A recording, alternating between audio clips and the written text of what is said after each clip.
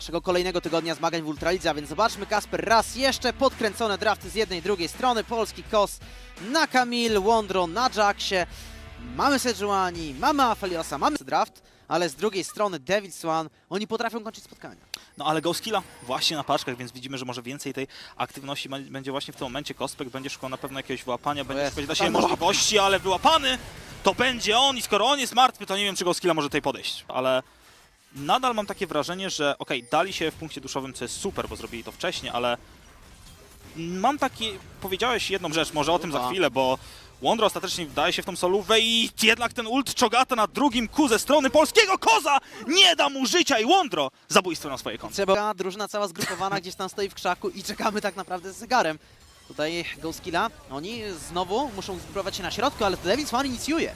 I ostatecznie DEVILS.ONE inicjuje, ale zostaje to przerwane przez te właśnie paczki. Wondro poza pozycją może się wydawać, nie ma dostępnego swojego ultimate'a i upadnie od razu i upadnie najprawdopodobniej. Cała GOSKILLA, jeżeli to pójdzie tak dalej. Polski KOS również tutaj na niskich punktach zdrowia, tak jak całe DEVILS.ONE. Więc DEVILS.ONE, teraz wiesz, trochę ich tura, będą tu podchodzić. I wyłapany Warden poza pozycją, naprawdę sporo obrażeń, ale te paczki wydawają się po prostu nie trafić nikogo. Loten będzie teraz strzelać, polski KOS upadnie jako pierwszy. I ostatecznie do Moles nie trafi tymi niestety swoimi łańcuchami, które mogą go kosztować życie. Widzimy, że Loten jest, ale nie ma jak robić obrażeń. Ten range jest tak duży, ale ostatecznie wyłapie pierwszą osobę, podchodzi dalej. Flatty mocno obijany, ale Loten również będzie musiał przepłacić to swoim życiem. I DEVILS.ONE, tak jak mówiłeś, Piotrek, mogą mieć plan na pierwsze 15 minut. Ale co po tym? Aktualnie tak, ale tutaj Davidsonka nie ma. Jest za to Korki. I ten Korki robi naprawdę sporo, ale widzimy, że Wondro tutaj nie będzie przeciwko samemu polskiemu kozowi, ale będzie też przeciwko Domolesowi i obawiam się, że z takiej sytuacji po prostu nie wychodzi żywo i mówiłeś o tym, co mogą znaleźć, na pewno shutdown na konto Sylasa. No piłka między nogami przypuszczona. Ale te rakiety mogą być tutaj kluczowe, zobacz ile robi jedna obrażeń. Shadowas wyłapany ostatecznie i ten hook nie trafiał w całą grę, ale trafi w tym kluczowym momencie i Domoles poza pitem.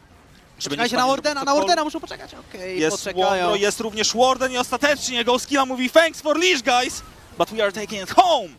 GOSKILLA z kolejnymi zabójstwami, z Baronem Nashorem i wygląda jakby chcieli po prostu iść po inhibitor. I to jest zaledwie 3-2, a to GOSKILLA będzie kończyć ten mecz i próbuje Kospek znaleźć dla siebie cokolwiek, nie trafiają te rakietki również. Jest już Robertos, to może zrobić jakąś różnicę, ale Warden będzie w stanie wyłączyć tę wieżę. Jest również polski KOS i czyżby GOSKILLA miała się tutaj posypać. Upadnie pierwszy Warden, upadnie również Wondro i Loten ma dostępne czakramy na swoje konto. A dobrze wiemy, co to może oznaczać w przypadku Afeliosa. To może być 200 lat, Domoles nie ma dostępnego flasha, ale będzie na pewno gonić. Shadowas ma dostępny ultimate, będzie mieć dostępnego flasha już za chwilę. I czy zdecyduje się go użyć? Jest dojście do tych minionów, Domoles wyłapany i Shadowas nie będzie w stanie wykluczyć Kospekta również. Baybro będzie cały czas strzelać. Są resety dostępne dla Jinx i skoro są resety dla Jinx, to mogą być również zabójstwa, to może być nawet koniec rozgrywki już w tym przypadku.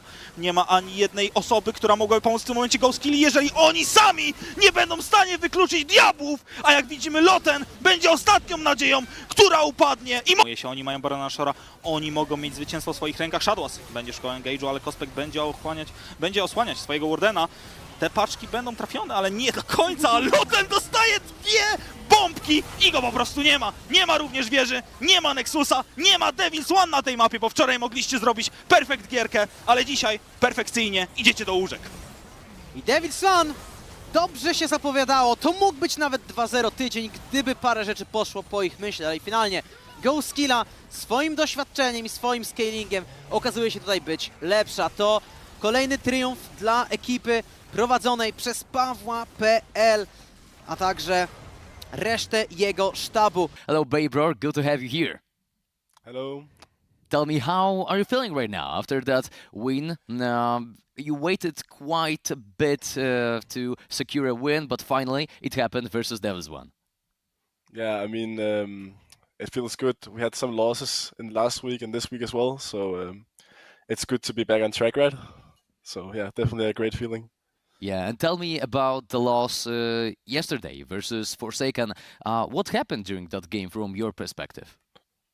So I think we had made a really good preparation, but then when we got into Champ Select, we kind of forgot all about what we had planned, which put us in a kind of awkward spot, and then it was pretty hard to play the game correctly.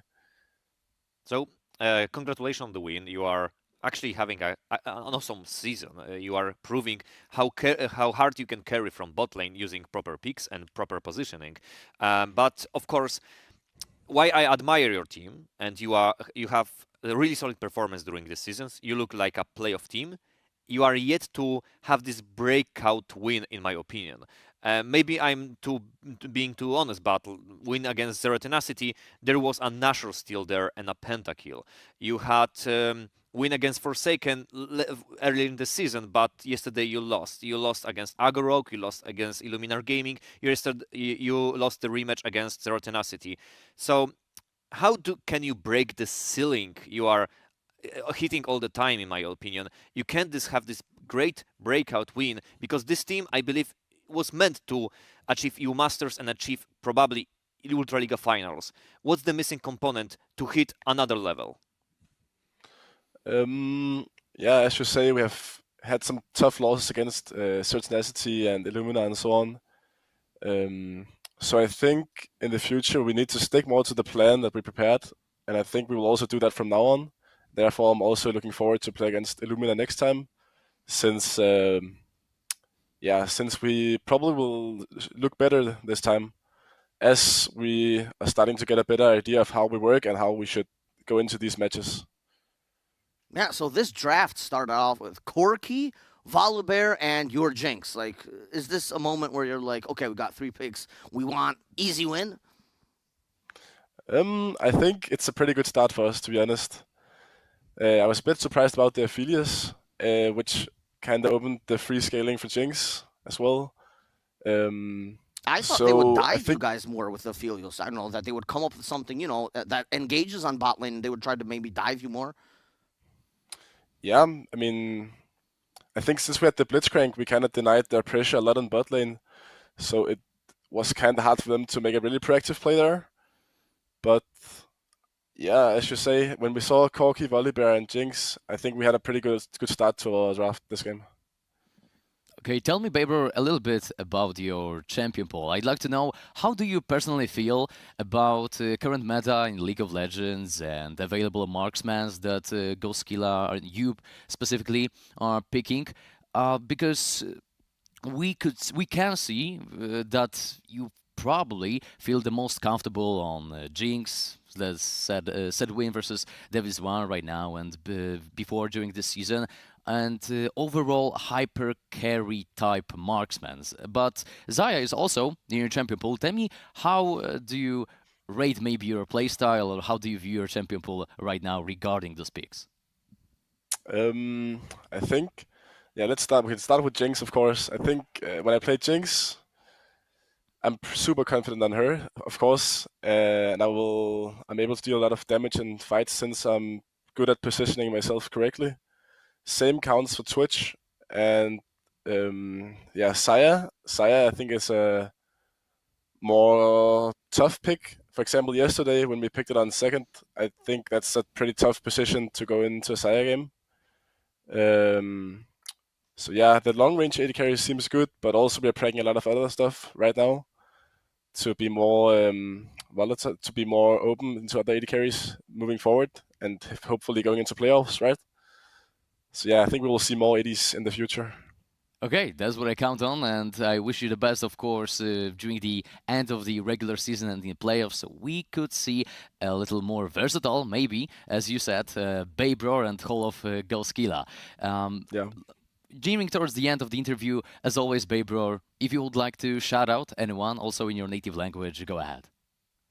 Yeah, I think I'll just shout out my team this time, because we are going strong, and I think we will keep going strong. Hopefully you will see that as well. And then also shout out to you guys actually at the broadcast, because I think you're doing a really good job at keeping and hyping everything up when we play.